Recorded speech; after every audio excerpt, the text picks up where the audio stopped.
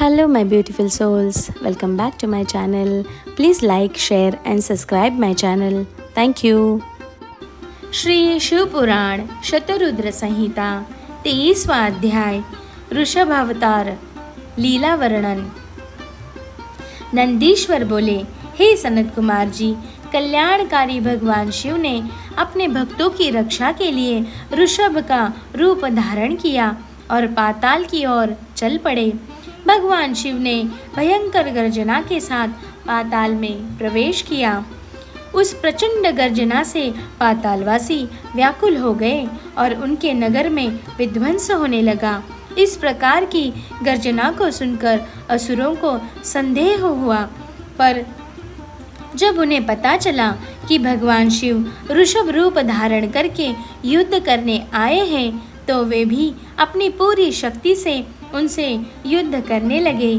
असुर सेना ने शिवजी पर आक्रमण कर दिया। शिवजी हाथों में धनुष बाण उठाए उनका ही इंतजार कर रहे थे। उन्होंने अपने बाणों की वर्षा आरंभ कर दी और अनेक दैत्यों को मार डाला।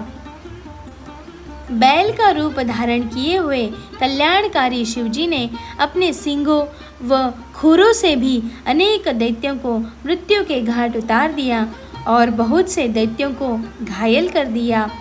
इस प्रकार काफी समय तक उनके मध्य भयानक युद्ध चलता रहा। उधर दूसरी ओर असुरों ने विष्णु जी को भी अपनी माया से मोहित करके उन्हें अपने साथ मिला लिया था। वे असुर के साथ रहकर उनकी प्रवृत्ति को ग्रहण करने लगे थे। उन पर संकट देखकर उनकी रक्षा के लिए वे भी युद्ध करने लगे। उन्होंने ऋषभ रूप धारण किए अपने आराध्य शिवजी को नहीं पहचाना और उनसे युद्ध करने लगे। भगवान श्री हरि विष्णु ने ऋषभ रूपी शिवजी पर अनेक अस्त्रों का प्रयोग किया, परंतु शिवजी ने सबको काट डाला। फिर शिवजी ने माया के बंधन से विष्णु जी को आज़ाद किया, तो वे तुरंत शिवजी को पहचान गए और उनसे क्षमा याचना करने लगे। वे बोले, हे देवादिदेव, मैं मूर्ख हूँ जो अपने आराध्य स्वामी को नहीं पहचान सका और उनसे युद्ध करने लगा। मुझे माफ़ कर दे और मुझ पर कृपा करें। श्री हरि की विनयपूर्ण प्रार्थना सुनकर शिवजी बोले, हे विष्णु, आप तो बड़े बुद्धिमान और ज्ञानी हैं, फिर आप कैसे राक्षसों के मायाजाल में फंस गए तथा उनके साथी बन गए।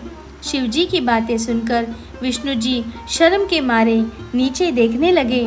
तब शिवजी बोले, हे विष्णु, अब तुम यहाँ से चले जाओ।